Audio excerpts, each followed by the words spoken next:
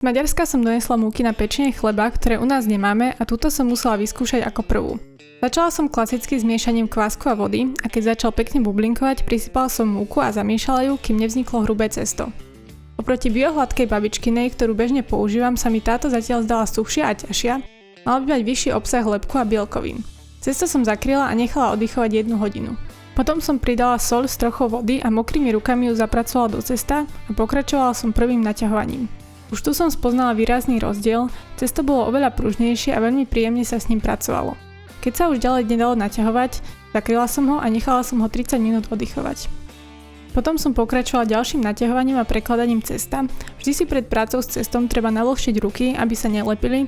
Ja som si ich zle navlhčila a lepilo sa mi.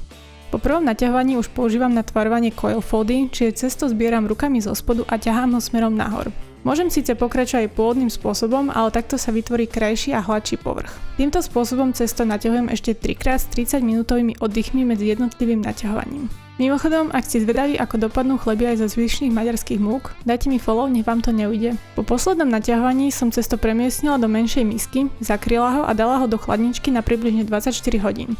Pokračovanie si môžete pozrieť v ďalšej časti. Pa!